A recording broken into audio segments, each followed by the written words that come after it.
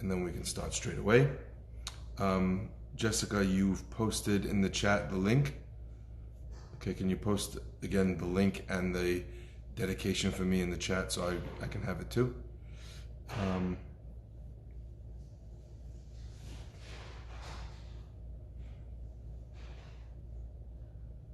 Okay, and now we are on what? No, thank you.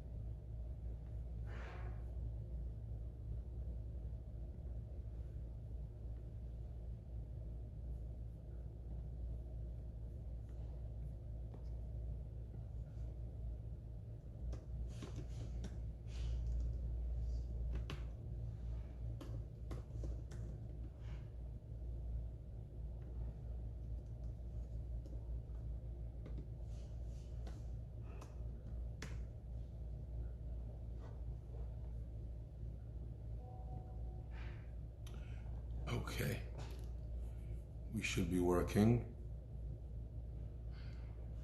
Not sure why it keeps cutting out.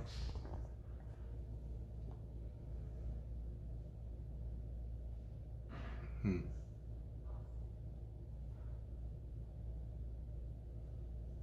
think it's working. You can let me know just if it's working on Zoom. Do we have sound on Zoom? Yeah? Is the sound working? Yeah? Yes, it is. Okay. And now just let me double check on, share that on Facebook, just to my page, and we can start. Okay.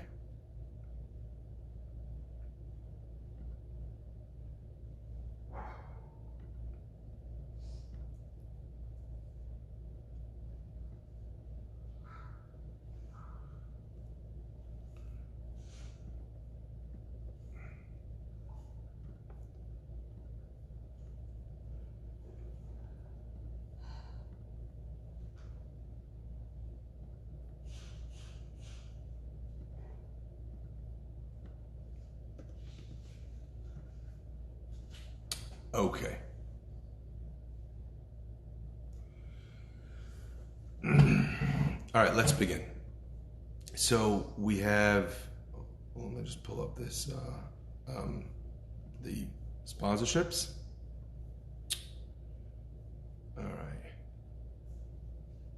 This week's class is dedicated Le'ilui Nishmat Tzipora Bat Latifa Alea HaShalom by her daughter Renee Adams. Okay, the source sheet is there in the chat. You can find it there. Hopefully, you should be able to see it and follow along. It is Mishnah. If you're using a regular Mishnayot, it's chapter 3, Mishnah 15. All right. And that's our Mishnah for today. It's a short Mishnah. It's a very difficult one. So hopefully bear with me, and we'll try and kind of analyze it from a few different angles and do it a little bit of justice. Okay, let's begin. Hu haya omer. So effectively, we've got another version of this. He used to say. And who's the he used to say over here? It doesn't say the words he used to say. But I'm giving you the inside track, okay? It doesn't tell us who the author is, but we're carrying on. Hakol tzafui v'harashut nituna ub'tov ha'olam nidon v'hakol lefi rov ha'ma'aseh. So what does this mean? Let's just translate into English first. The most simple translation that we've got, that we have to work with over here, is that hakol tzafui, everything is foreseen.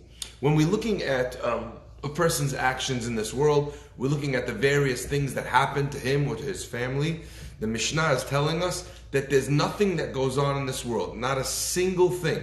In fact, even the Gemara says a blade of grass doesn't grow without an angel standing over it to say, grow. Okay? En adam nokev etzba'o. A person doesn't prick his finger down here on earth without God in heaven understanding, God in heaven knowing about it, and to some degree even decreeing that should be the case. So we're finding this idea of everything being preordained, let's call it, okay? V'arashut nituna, and yet we still say this idea, the reshut, the permission is granted to a person to be able to do whatever they want, even though God knows exactly what it is you're going to do. Ubetov ha'olam nidon, and in good, in justice, in goodness, the world is judged. Ve'akol lefi rov ha'ma'aseh, and everything happens to a person. All the judgment that happens are in accordance to the majority of their words. So there's 4 different statements here, and we're going to pick them apart one at a time, if that's all right with you. Number 1, hakol tzafui. What does it mean that God knows everything? Now, I don't know if anyone here has experienced an extreme version of this teaching, where a person realizes just how serious we are when we say those words, that God knows everything that goes on in this world. Sometimes, you get to see to such a large degree the truth of that teaching that it can be even a little bit overwhelming. I shared with the community a little while ago that when the time came to choose an assistant rabbi, and it took us a long time to try and find someone that I felt would be the right fit. And this person that we wound up choosing, his name was Ariel Mizrahi. I thought that this was a simple choice that I was making, but actually, of course, there could be nothing further from the truth. It wasn't simply a choice that I was making, but rather something that had been preordained on some level. Rabbi Mizrahi's grandfather was someone who many, many years ago, when my father was escaping from Syria, his grandfather in Lebanon opened up his home and wound up saving my father's life. A story for another day. I didn't know that was his grandfather, and here I was choosing him to be the rabbi in this important position. It's an interesting thing. And then only last night I find out that his other grandmother, and I don't know if Rabbi Mizrahi even knows this yet, his other grandmother was someone who cooked for my wife's father when he was studying in yeshiva in Sunderland. So from both sides, this rabbi was someone that I kind of had a part in getting him a position, a prestigious position, a place to be able to teach Torah from, as he has in the city. And actually, it had nothing to do with me or him. This was a pre-existing debt that had been paid, that had to be paid for so long. You find these things, and it really blows your mind when you experience these examples of God knowing what's happening and, so to speak, charting the plot for the plan forward in the world. And when you see it, it's beautifully humbling. However, the Mishnah then asks what is effectively the most powerful question. If that is the case, then Reshut Nituna, the Mishnah rushes to tell you that although God is in control, still we have the right, we have the ability, the free will to be able to choose. Free will is the absolute pillar upon which all of Judaism stands. And it is very important to understand this.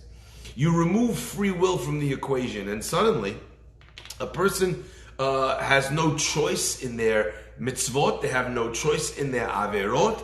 There's nothing that they're actually doing that can be either rewarded or punished. So all of the Torah that talks about the reward or punishment for mitzvot or averot actually seems so almost in an instant to disappear in a puff of smoke. Why? Because if I'm not in charge of what I'm doing, it's God that kind of lays that path. It's God that gives me a good giving soul or a selfish one. It's God that makes me cruel or kind. It's God that makes me studious or ADHD. However you'd like to slice it. Suddenly you take all of the reward and punishment away from the equation because it's not up to me. It's something that was given or handed to me. Why was I born into a religious family and someone else not born into one? So the ideas of reward and punishment crumble if you do not have the concept of free will. Not only that though, and I always love pointing this out, because people all the time talk about how if you take away free will, there's no concept of reward and punishment. And I always say it goes so much deeper than that. It's not even about reward and punishment. It defeats the entire purpose of existence. There's really, I mean, if you are a pre-programmed robot, shoved into this world, I used to, say that, when you think of a human being as a robot, so a robot, you have to your remote control, you have to send it here or send it there or kind of write a program. But for all of us, we interact with friends, with family, we meet a person who inspires us, who deflates us. So we're constantly being readjusted. So a robot doesn't seem like a good example until you meet the Roomba. I don't know if any of you has met the Roomba. The Roomba is a robot that was never going to be designed by a woman. It was designed by a man. And that's not because women cannot design robots, but it is only a man that is so lazy that he will refuse to even vacuum something. Even when this machine is doing all the cleaning up and the sucking up, the man is like, no, I'm going to sit here on the couch and watch the game, and the vacuum cleaner is going to vacuum clean by itself. I imagine early versions of the Roomba was some guy strapping a vacuum cleaner to his Hanukkah present, his remote control car, and sitting in his bed and kind of, zooming it around. But, a Roomba is something that it's charted to go straight. But then what happens? It hits a wall, it hits a carpet. And the program is written to kind of navigate this way or navigate that way. So effectively, a much better example of a human being without free will would be a Roomba. You head in one direction, the direction you're programmed in, until you hit something, there's something in your way. And then that thing redirects you in a positive or a negative way. So this Mishnah is reminding us not just of the efficacy and the need for a person's reward and punishment, but actually much deeper, for having a reason to exist in the first place. If you're just a Roomba, there was no point in you even sojourning to this world. So this Mishnah is reminding us that while HaKadosh Baruch Hu understands and knows every move that we're going to make, that in no way impinges upon what I'm supposed to do. So there are countless authorities in Jewish history and in Jewish thought that have struggled to be able to explain this. How does one explain? How is it possible that God can know everything that I'm going to do? How can He know and yet I retain my free will? How is that even possible? If God knows ahead of time that Rebecca or Jessica or Izzy or Vivian or any of the people that are listening today, if God knows ahead of time, He knows that tomorrow morning Izzy is not going to pray. He knows that tomorrow morning Jessica is not going to make a blessing on her food. He knows that I'm going to make that mistake. So when it comes to that moment and the food is in front of me, or the opportunity to pray is in front of me, or Shabbat or kosher or whatever it might be is in front of me, God already knows that I'm going to mess it up. There's not a possibility of God being wrong. So effectively, that knowledge stands in the way of me being able to have any sort of choice.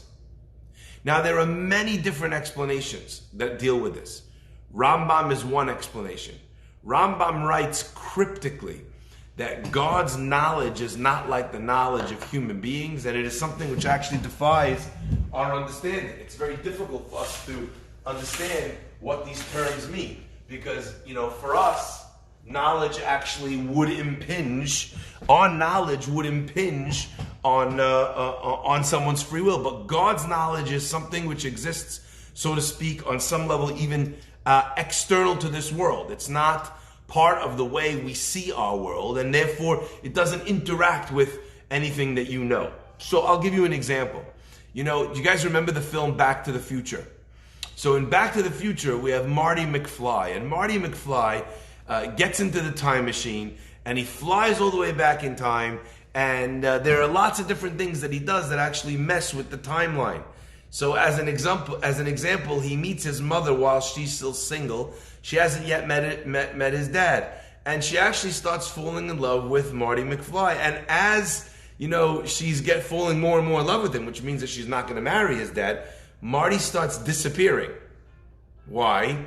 Because he doesn't exist. If they never get married, they never have him. So what you see in the movie is that this simple idea that the knowledge of something is not what impinges on it taking place. What impinges on it taking place is a person's specific messing with that timeline. So as an example, if Marty knows what's going to happen, but then is there as a casual observer, so just the observation of that past occurrence taking place in front of the eyes of someone who knows it doesn't change it. So since God allows Reshut Nituna, He allows you to do whatever choice you want to make. So you could decide, are you going to order the Coke or the Sprite? You could decide if you're going to order the chicken or the hamburger. You could just make all sorts of these decisions. That's one example that is given. But I think that there's another example, and I'd like to share it with you. And I know that normally what we are doing here together is a workshop on self-development. So these philosophical questions don't necessarily change the way we interact or live our lives. However, I would like to lay the groundwork for something that I believe is actually a very powerful idea, and that's going to be our workshopped idea for today, okay? I want to present a second idea that's brought, and it's very difficult to understand this idea, and I feel that many different previous commentators on this, they have less of a chance of understanding or explaining it than we have today. And I'd like to give an example that my rabbi gave many years ago to me that really helped me understand, shaped my understanding of a lot of these ideas of contemporary thought when it comes to Jewish understanding. You know, there's something called I think it's called, in art they call it stopgap. And as well in the creative arts. It's called stopgap photography. You can also do this with a camera where you put it on, on a hyperlapse, and it just sits and watch, you know, the traffic go, or you could set it up at the beginning of a wedding, and you see all the waiters and waitresses bringing the chairs and the tables in, you know, in super speed, and it just sits there, and you watch in 1 minute the 10 hours it takes to take an empty hall and turn it into a magnificent wedding. And it takes you, in 1 minute, you watch it on this speed. They even have, on nature channels, something magnificent. They have these hyperlapse cameras set up where you can watch, or time-lapse cameras, where you could see a flower that's planted grow over weeks or months. It breaks the ground, slowly unfurls, heads towards the sun, opens up. You can watch it literally unfold in front of your eyes. And what my rabbi said, which I thought was such an interesting observation, he said, you know, we are the first generation that has ever been able to watch something grow. You know, if you lived before the time of a time-lapse camera, I mean, you could go out every day and look at a flower, but you wouldn't be able to see the process of growth, because you're getting snapshots, and it changes so little in one day that you'd be hard pressed to be able to tell the difference between yesterday and today. But when you do this, and by the way, you can Google this right after the class. Google hyperlapse of a flower. What I saw it on was one of these nature channels. I think it's Planet Earth, or one of those Blue Planet, or one of those, where they're showing like the Amazon rainforest, and you watch these like green tendrils come down from the trees or shoot up from the ground, and it's like the forest is this. I've never had this feeling where I felt so clearly that the forest was a living, breathing thing. I thought that was so interesting, okay? Now the reason why I share this is because this idea that we can watch something grow, we have the capacity to watch something grow, is a luxury that previous generations, even the greatest rabbis, they'd never seen it. They could not grasp that idea the way that we are grasping it, because we're witnessing it with our own eyes. You know, the idea that they looked at the moon or the stars and they saw what they saw using whatever rudimentary telescopes they could use. And we have people like landing on those, or people or equipment landing on the moon or on Mars. And we can talk about how each one of these little twinkling lights in the sky is another world, and how there's a universe out there. And when King David talks about the planets on high, and And he was, on some level, he was guessing about what they looked like. Of course, they understood through the wisdom of Torah what they were like, no question. But to have the physical eye, the human intellect, wrap its head around the cosmos, in some ways we have a far more advanced understanding of what that looks like today. When Asimov wrote about the time machine, you don't look in the Torah and see writings about a time machine. It just doesn't, they don't talk in those terminologies. They don't talk about, about space and time in the way that we, with physics, talk about it today. But now that we have this idea of a time machine, and so many of these ideas, fascinatingly enough, that were initially sketched in the Renaissance period by Da Vinci, there's sketches, I believe, from him of a rudimentary helicopter, these things that you look at and you're like absolutely blown away. They were coming up with, it was the craziest thing you could ever imagine. And now it's the reality. I just saw yesterday 3 helicopters, 2 days ago, when Trump arrived. So these things, they were imagination, they were fairy tales, and now they're real. When we wrote about, when they had novels that were written about time machine, and eventually we started to try and understand the type of science that you would need to be able to ultimately create one. The fact that we have today, or we talk about wormholes, in space, that you could potentially go from one area to another, or black holes where space doesn't work in the same way. When we're learning about these fascinating concepts, suddenly we can perceive things and think about things in a new and interesting way. So I'd like to use the idea of a time machine to talk about the principle that they struggled with so much, because for me, using the brain that we have now after contemplating these ideas, it doesn't bother me at all. I mean, the fact that God could know what you're going to do and you still have the ability to choose it, to me, that's not a contradiction. Although everyone's writing about it as if it is, for me, it's not a contradiction at all. And allow me to explain. I want you to imagine that you or I got into a time machine. We flew back we flew forward into the future, a half hour. We were set the dial a half hour forward. We went to the local deli and we watched Mr. Davis over here scratch off 5 numbers on his lottery card. Okay, we know the numbers, we wrote them down. We jump back in our time machine, we go back the half hour, we're sitting there with Mr. Davis and we say, Mr. Davis, we know what numbers you're going to choose on the card. And the man says, well, how could you know that? I just filled it out over here. No one was watching. I made sure. I'm paranoid. And you read him off the numbers. The man's mind is blown. Does he really have free will? Yes, he does.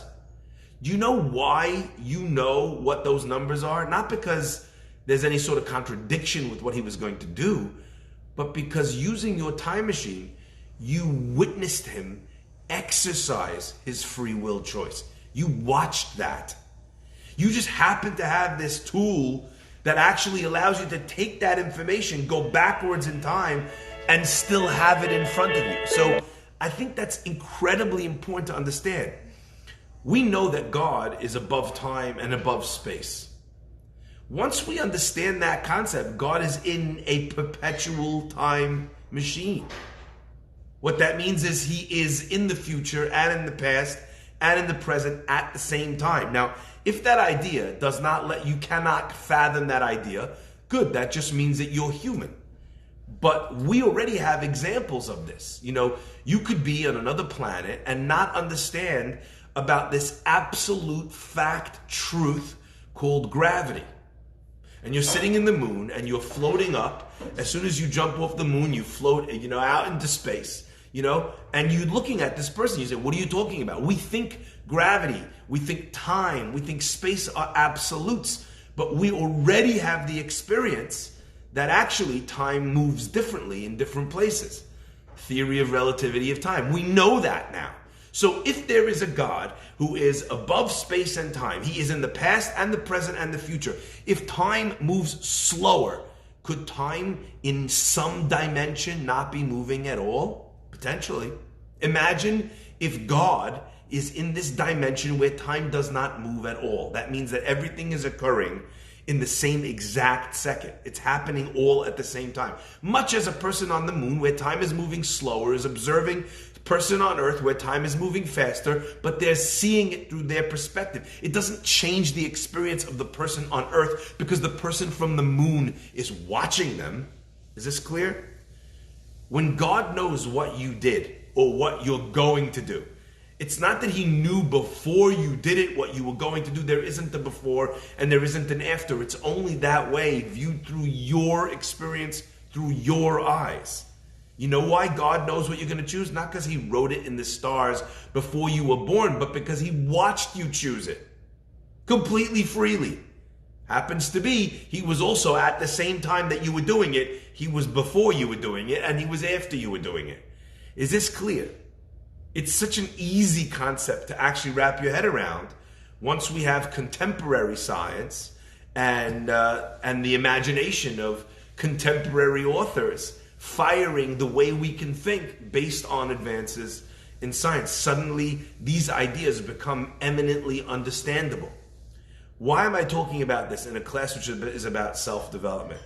And I think that there's something here which is so important, and that is the absolute agency of every single person on earth to make every single free will choice by themselves without being impinged whatsoever upon by God. Now, let me just back up for a minute.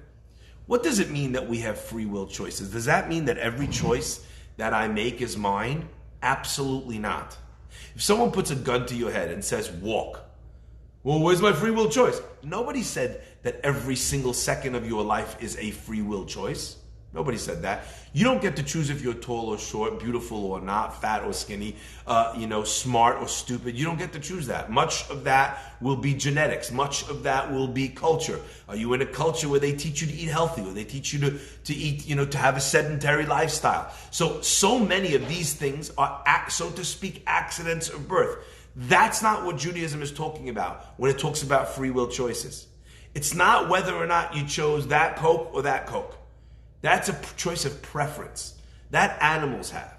When we talk about free will choices, what we are talking about is the choice to choose between a morally correct thing or morally incorrect one. That's the concept of free will in Judaism. Are you able to choose between Coke and Cherry Coke? Absolutely. That's not what we're talking about here. We're talking about the choices to do the right thing, to make long-term choices versus short-term pleasure. Those choices, that's what we're talking about over here. And the Torah is going through such pains, the Mishnah, to tell you, no one impinges on your free will choice. No one can do that. No one, including God. I need you to hear the power of that. The Talmud says, Hakol bidei shamayim, everything is in the hands of heaven, chutz mirat shamayim, besides for the fear of heaven. Torah doesn't make you. God does not make you do mitzvot. God does not make you sin. All God does is lay the groundwork for you to make choices. Stupid choices are part of the scenery. They're not part of the journey. Important choices are part of the journey. And make no mistake, those are all yours. Now, when I say those are all yours, let me back that up for 1 second, because I feel that this is an important understanding to wrap your head around. Let's say I was born in a very religious family. I know everything there is to know about Shabbat, everything there is to know about kosher and family purity and building a ma'akeh around my roof and tzitzit and tefillin and prayer and Sukkot and Pesach. I know everything. I grew up very religious. Where is my free will? Where is it? Like for me, it would be unimaginable. Unimaginable. Like for me, it's unimaginable to buy a product that might not be kosher and to eat it even if it doesn't have a symbol on it. So for my life as a rabbi, growing up in a religious home where my parents ran the kashrut in this city, for me, if it doesn't have an OU, like it doesn't enter my mind to put that in my mouth. So in England, it was very difficult. When we first came to England, products in the UK, in fact in Europe, in many places in the world, they don't have kosher markings on it. It's only in America where the percentage of the population, however small it may be, is large enough to warrant that on a financial, on a consumer level, that companies were willing to do so. Okay? It's also to do with the culture and how the Jews were being treated in America versus in Europe. Europe wasn't always so friendly or willing to make these accommodations for the Jewish community. So for me, even moving there and not having a marking on the product and needing to open up a book, the kosher, the KLBD guide, and check each product, still, even if it said that it was okay, but I didn't have the marking on the box, that was hard for me. Like to go into a non-kosher restaurant and buy, a chicken salad, it never entered my mind. That's not a free will choice for me. What do you mean, you say? It smells good. Yeah, but I'm not choosing. You know why? I'm on autopilot. I just drove my brother's Tesla here, and there's a feature called Auto Steer. You know what Auto Steer is? Auto Steer is, it takes note of cars around you. It takes note of the lines on the highway. It recognizes the lane.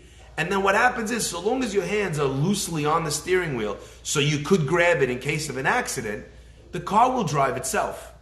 You put the navigation in, and it will drive you home. Absolutely drive you home.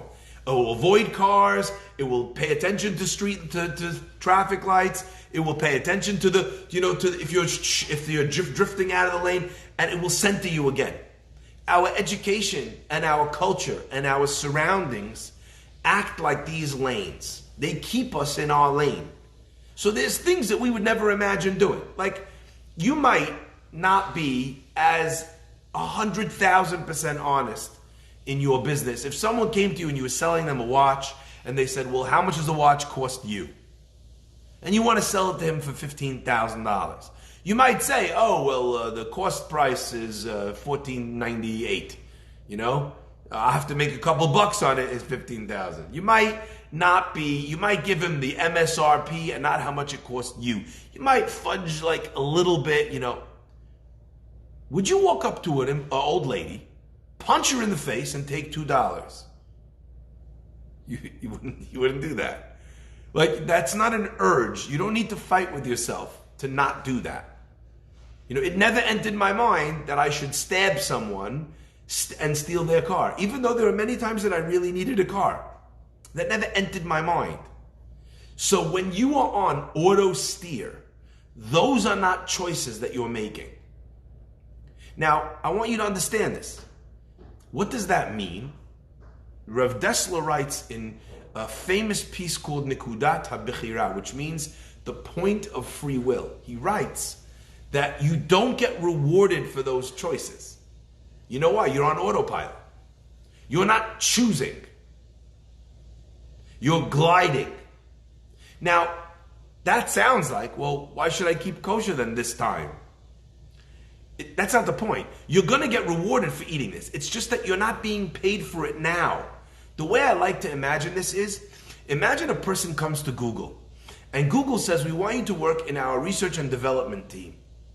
We're going to pay you for every new idea that you have. We're going to pay you $100,000. So the guy comes up with this amazing idea. I just was in the car. I wanted to read something, but it's dangerous to read and drive. So there's this great feature you can have on your phones. You say the wake up words for your phone. You know what? I don't want to say it so that these phones don't shut off. Right? They're not that smart, even though they're smartphones.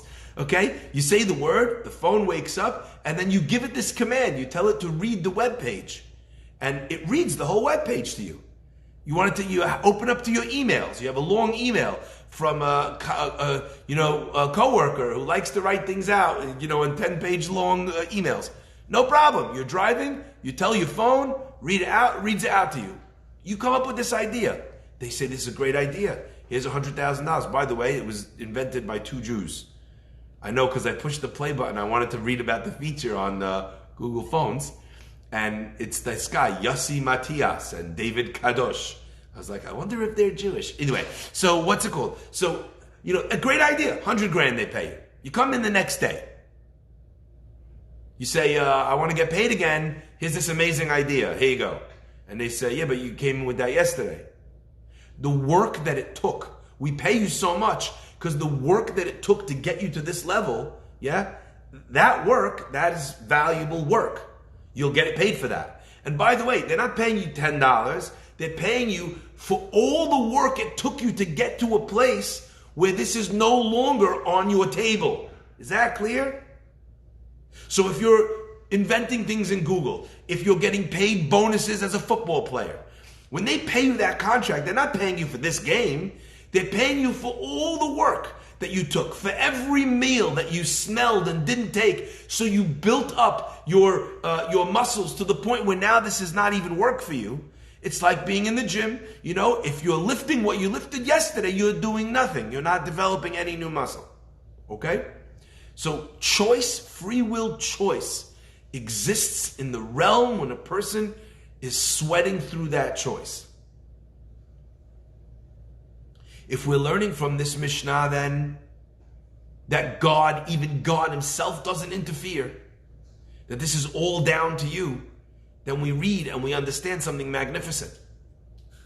I may have been born into a family that was very religious and therefore these things weren't on the table. And when I get reward? I get reward when something is hovering between kosher and super kosher and I'm like, okay, I'm going to go for the super kosher one only. Because that for me is a challenge in the realm of kosher. Is this clear? Yeah? So if I was born into a family that was very charitable, it's second nature for me to give away my money, then I don't get judged on whether or not I give money. That's expected. I get judged by the countenance, the face that I put on when I give the money. Like, how kind are you about your kindness? So you get to finer levels, higher levels of choice within each realm of perfection, or within each realm of a mitzvah or the abstention from a Averah that a person is living through, okay? The same thing is true the other way though. What if I was not born into that family? What if I was born into a family where nobody knows anything about kosher? And you know what? I go to school one day and the rabbi's talking about the fact that you can only eat the kosher animals, and he's like, oh, the signs are split hooves and, and chewing your cud, and you're like, what signs for what? And you're like, a kosher animal. You're like, what kind of animal is that? I saw Lion King. None of the animals said that they were a kosher. I saw a gazelle and a wildebeest. What's a kosher animal? And the guy can't believe it. And he says, oh, well, you can't eat pig and you can't eat this and you can't eat that. And the guy's like, wow, mind blown. And he's inspired and he comes home and he decides, you know what, I'm going to eat kosher. And then he eats the salad and doesn't check it for bugs. Does he get rewarded for not eating meat and not eating pork? Absolutely. For me, I'd be punished for eating the salad because there's a law of checking lettuce. You have to make sure that it's washed. There's certain lettuce you could buy that's usable straight out of the bag, but you got to make sure there's no worms on it. It's also part of the laws of kosher. For me, I get punished for eating the salad, and for him, he gets rewarded. Why? He doesn't know about that, but he tried to not eat the meat. That was a difficult free will choice for him. The reason why I think this is so powerful is because it gives you the keys and says, this is your car, this is your drive, where are you going? What choices are you making? Recognize where you are standing and what is a level beyond you. And it's not in one area, it's in all areas. A recognition of where I stand. And you know what? You might be a tzaddik when it comes to kashrut and an absolute villain when it comes to women. You might be amazingly respectful when it comes to women, but you might be this type of person who can never get off their phone and is texting straight through Shabbat. You might be the person that loves the digital detox, even if you're not so religious, but you can't be bothered to pray. You might be the person who's constantly conversing with God because you're super spiritual. But actually, you know what, when it comes to human beings, you're a racist, bigot, sexist. Their people are built differently. And the job of the person is to recognize God knows. He sees everything that's happening. He knows where you're headed. He's charted, so to speak, a path for you in his mind only because of your choices. So his knowledge does not impinge on you whatsoever. Rishut nituna. Where do you want to go? And then the Mishnah says, Ubetov ha'olam nidon. The world is judged with goodness. God doesn't have a one-size-fits-all measuring stick. You know, in schools, one of the big challenges today that we're facing with schools is the concept of standardized testing. The fact that we describe and we understand all of teaching and all of education in a monolithic way is a very big problem, because there are students who learn differently, and there are students who are anxious when it comes to test scores.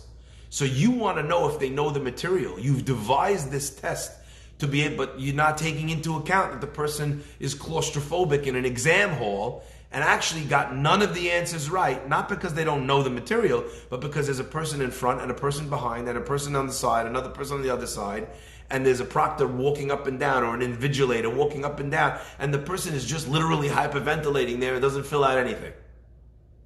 They've decided how much time to give you on the exam. So there's a person who works quicker, a person who works slower. Who said that the knowledge of information is tied to the speed with which you can write it? You see that? So it's an unfair assessment of my skills. But that idea, this singular way of understanding a person's skills, they don't end in school. They carry on to college. Where you went to college will carry on to the job that you're going to get.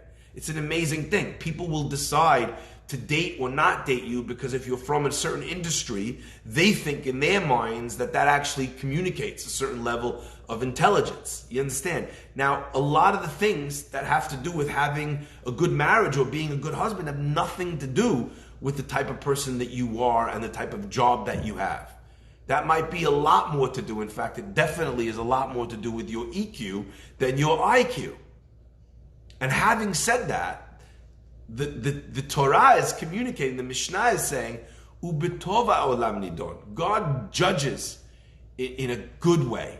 And I love this word, betov, because we say it every day. We say in God, in Modim, in the prayer, we say God is called Hatov. He is called Tov, good. Why? Ki lo chalu rachamecha. Because his mercy is never ending. Let's plug that definition. So God is called good because he has an unending amount of mercy. He feels bad. He's the ultimate empathizer. Okay? Let's plug that in here. Ubetov ha'olam nidon. God is good in the way that he judges. So if I've given you the keys and I've said drive, and now I'm going to judge you on your driving, okay? There's many, many ways I can judge you. And I want to bring one example of this idea, fascinating example of this idea, attributed to Rabbi Friedlander, okay, from of Musar fame. And he writes something which I thought was so beautiful. On the high holidays, we had this idea. We ask God, we say, Kotvenu b'sefer chayim tovim. Write me in the book of life. Does that make sense? I get that. You get that? Does that work for you and me? Works for me. You know, it means that God is asking you and I, you know, come, you're being judged in front of me. You want to pray for the outcome, go for it. So you stand up and you're like, write me in the book of life. Okay, God could decide yes or no. He's merciful, he's kind, he might decide to do that, he might. Write me in the book of Parnasah. I get that. Write me in the book of forgiveness. I get that. It's up to God to decide whether or not he wants to forgive you. But there's one I didn't get. Kotvenu b'sefer tzadikim v'chasidim. Write me in the book of the righteous. I don't understand. You either are righteous or you aren't righteous. So let's read the last line of the Mishnah. V'hakol lefi rov ha'maaseh. You know how we decide what you did? By the majority of your deeds. Rambam writes this. You know what a definition of a tzaddik is? A person who is over 51% of goodness, 49% and lower of badness, 51%, right? The majority. Then you're a tzaddik. That's enough. Okay? Now, what happens if my numbers are flipped? I'm 52% bad and 48% good. So which book am I in? I'm in the book of the Rishaim. Okay? If that's the case, and hear me here, I can ask God to forgive me. I could ask God to write me in the book of life anyway. You know what? God's going to say, he's a Rasha, but I'm writing him in anyway. No problem. How can he write me in the book of the righteous? How can he do that? I either am or I am not. Is this clear to everybody? Yeah? The answer Rabbi Friedlander gives is mind-blowing. He says, what does it mean that you have 52% good, 48% bad? Let's define a failed mitzvah mission or a succeeded mitzvah mission. Let's go back now and look at this. Two people sitting down, me with my salad, didn't check the bugs, has no kashrut on it. The other guy, salad, he's eating the tzaddik salad. I'm eating the non-tzaddik salad. So he gets the mitzvah, I get. That happens because ubetov ha'olam nidon. God is judging those deeds with goodness. He could just be absolute and say, look, it ain't kosher for you, it ain't kosher for you. And you know what? Feel bad for you. You grew up in the house of, Al Capone, so, you don't know better, but you know what? Heaven is not judged by intentions, it's judged by deeds. God doesn't do that. Ubetov ha'olam nidon. But here's the kicker, ready? God also judges me with goodness and me with mercy. Because what people don't often realize is there's this term called half a dozen of one or six of the other. Anyone come across that term before? How many eggs are there? Half a dozen of one or six of the other. Same thing, right? Two ways of calling that thing. What is easier? To be a Baal Teshuvah, someone who their whole life was not religious and then became religious, or to be someone that was born religious? People automatically assume if you were born religious, much easier to be Jewish, much easier. Actually, that's not always true. Because what the Baal Teshuvah lacks, what the Baal Teshuvah lacks in history, he makes up for in newness, in enthusiasm. So the challenge of one is to learn how to do it, and the challenge of the other is to remain inspired by something that he's been doing for 42 years of his life. So he looks at the salad, maybe now he finds out, he's like, oh God, come on. I just gave up the meat, I gave up the pork, I gave up the chicken, I can't have a portobello salad, come on, I'm going to eat this. He's still on average, he's doing well. He's fighting the good fight, he's slaying dragons. But you know what, I know better. But even if I know better, I've been doing this my whole life. Maybe it's a little bit routine now. Maybe it's a little bit stale for me. I'm fighting a very different battle, even though we're fighting over the same mitzvah. That's what it means, ubetov ha'olam nidon. In the court system today, there's an idea that's called temporary insanity. You know what temporary insanity means? Guy comes home, he sees his wife has decided that she prefers another man, takes out a gun, shoots the man in the head. He could claim temporary insanity. That is a defense that has been used in the past. But there's another terminology there. That's called a crime of passion. These are legal terms. Crime of passion. Guy came home, he can't believe it, he is going out of his mind, he shoots the person in the head. But you know what? He's not a random, cold-blooded murderer. He's a person who's had the ultimate, loss in front of his eyes, the ultimate rebellion, the ultimate, distrust and disloyalty happened. He wasn't in complete control of his faculties. God is the same way. Now, it doesn't mean that the person's not going to pay the price, but it means that in judging who the person is, God is good. He's merciful in the fact that he'll admit that into the testimony. You know how hard this was for me? You know how difficult not eating that was? Let's say I'm a people pleaser. And you know what? I get invited to this event and I'm sitting down and they go out of their way. Everybody's having, hot dogs and hamburgers and they give me a salad. I don't want to eat it because it's not my level of kosher unless it has a OU on it. Unless I know that the vegetable, the lettuce was checked for bugs. But then the host stands up and says, "Oh, Rabbi, we're so happy you're here. Hope you enjoy the salad. We flew it in special from Capri for you. It's a caprese salad, but not ESE. It's a possessive S for all you language freaks. It's Capri's actual salad. Okay? Now I feel a little bit guilty. Then the guy sends the cameraman over to me. And he's like, get the rabbi, get him on. I wanna show everybody that I got him this. Get him on the camera. And now everyone's looking spotlight. Let's say I'm a people pleaser. Let's say I eat it now. Was I supposed to eat it? I wasn't supposed to eat it. But this is not me randomly walking into a store and buying a non-kosher salad. This is not me ordering on Uber Eats, checking the kosher box. It doesn't say kosher, and I'm like, I don't care. Order. There's a lot of pressure here. So one of the things I think this Mishnah is communicating to us is Hashem takes into account all of the foibles, all of the challenges that come against us when we make free will choices. But ultimately, with all of those external, things, with the camera, with the light in my face, I still could have said I still could have said no. And if I could have said no, then that's a choice. And I made that choice. And yes, God set the stage for me to make choices. But, I ultimately am the one that has to pull the trigger, has to make that choice. I want to give you an example. One of my favorite examples. I was in London, we were playing ball. So when I play basketball, so I don't wear my white rabbi shirt and, the tzitzit and, everything, getting schwitzed up, I learned that back in the day, that you don't wear tzitzit when you're getting very sweaty. It's not kavod for the tzitzit. That's what they taught me.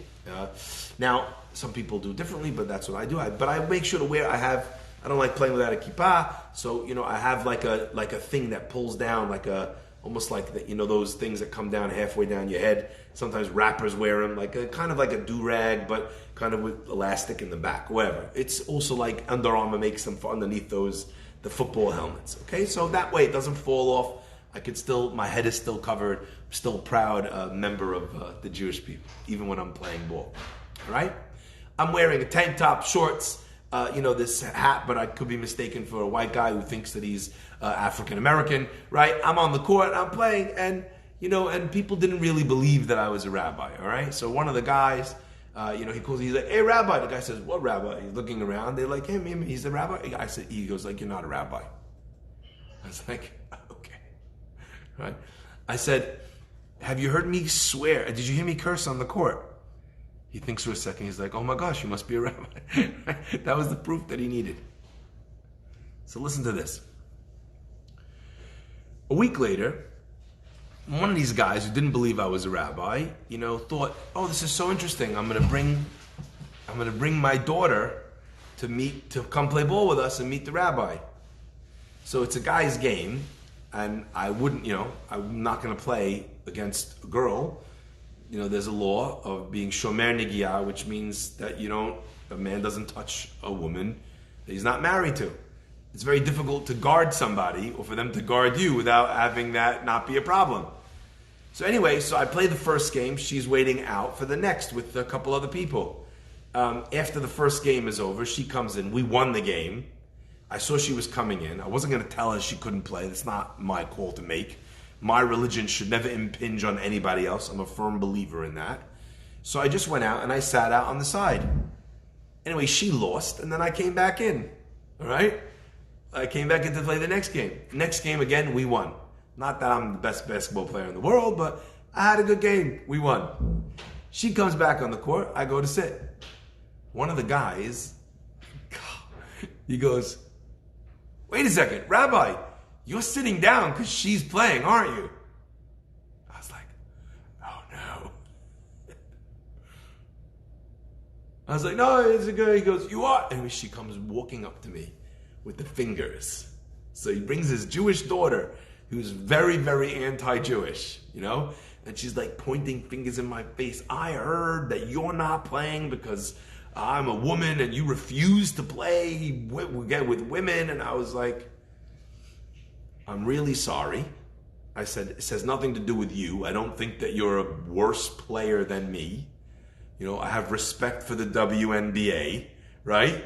I said, but there's a Jewish law that recognizes the incredibly powerful powers of touch.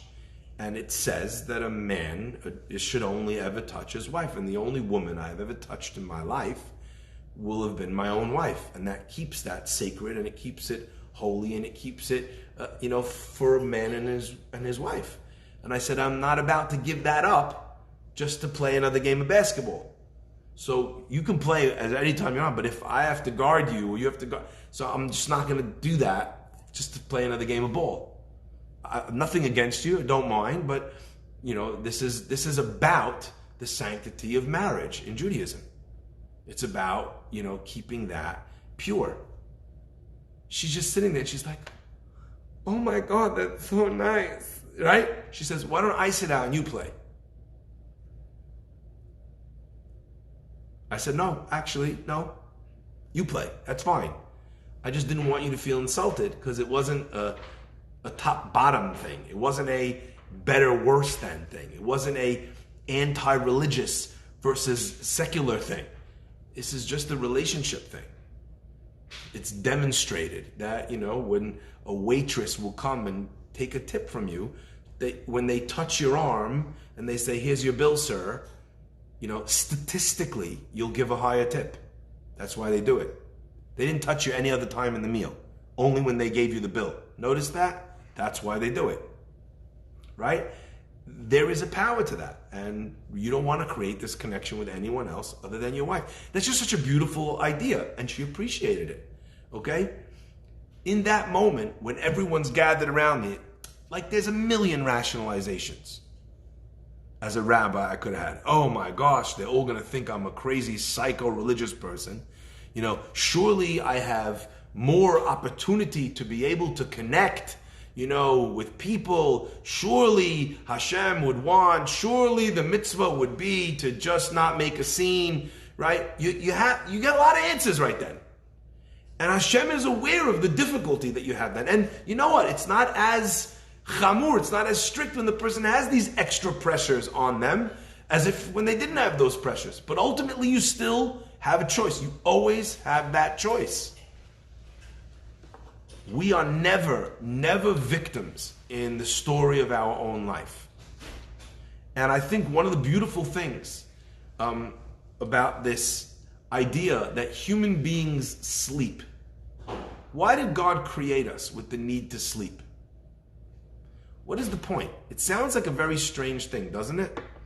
For a God that wants us to be productive human beings, why don't he just make us have a rechargeable battery, and as you walk, it recharges your battery and you could do other tasks. So maybe you kind of had things that you did with a lower grade. Like what do fish do when they sleep? They still float. They're still moving their fins. So maybe I could travel to work while I was asleep, in this semi-conscious state, but still be productive. Why does God have us lying flat on our backs and then boom, eyes open, day begins? And I think there's something magnificent in this tefillah. Modeh ani lefanecha, melech chai v'kayam, shehechezarta bi nishmati b'chemla. Your soul went up to heaven. God He's the trustee over your soul, over your consciousness when you sleep. And then you wake up, and it's a brand new day. You have the choice to do something different, to not be bound by your choices of yesterday. To not say to yourself, because I was born into this family, or because I have this tendency, or because I have an annoying mother-in-law or mother or wife or child, I'm going to be an angry person. No, that was who I was yesterday. Human beings were designed to change. In fact, the Talmud says that sleep is considered to be 1/60th of death. So I often wondered, why did God make sleep be a small version of death? Why did he do that? And I think the answer is that when you meet people who've had a near-death experience, they've tasted death or mortality, invariably, you know what happens? They come back, and suddenly the little things don't bother them anymore.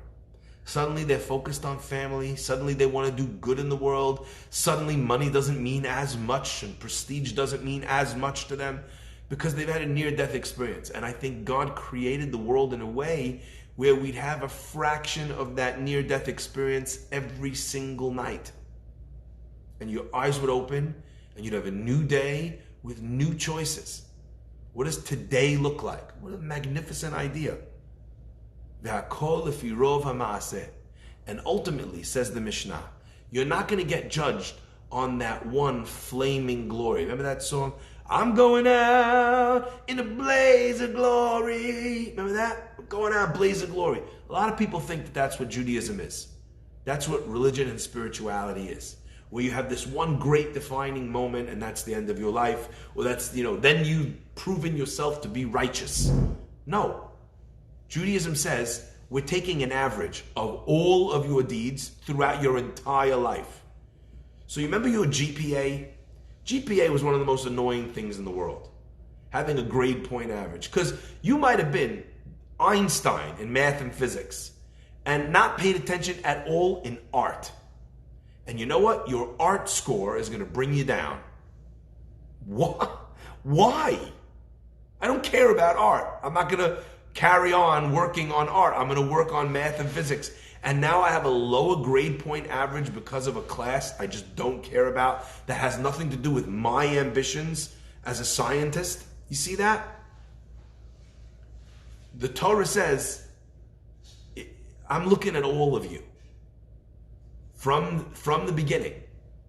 And if you're carrying a grade that's too low to be able to kind of get over the hump, so what do? You do teshuvah on that past, and then it's cut out of your grade. You can drop a class, and then that doesn't count in your grade point average anymore because you didn't actually take it. There's an opportunity to do that with the deeds that you do as well. When you make good on deeds of the past, it's not part anymore of a negative side of yourself in judging you as a person and figuring out who you are. Rather, actually, it can either not exist or you could actually make it be something that is so powerful and so positive because it propelled and fueled your growth forward in a magnificent way. So I think this Mishnah is teaching us some amazing things. And our workshop, our homework for tonight is to try, or for today, is to try and figure out what choices am I doing? Am I in my life? Do I think are foregone conclusions? I have to do this. This is just who I am. No, you're not. No. Rabbi, I can't help it. I always lose my temper. If I paid you $100 million to not lose your temper for a week, could you do it? You could. You'd manage. You'd swallow it. You'd figure it out. You are in control. So let's look at our lives and find things that we think are out of our control and apply a little bit pressure. Ubetov ha'olam nidon. And he's not asking for everything in one shot. God sees. He's merciful. He's just looking and rooting for you to be the very best that you can be. Thank you so much for tuning in. God bless you all. See you soon. I'm so sorry for starting late. I got stuck in traffic. Please forgive me. I apologize. I'm looking forward to seeing you again soon. God bless you all.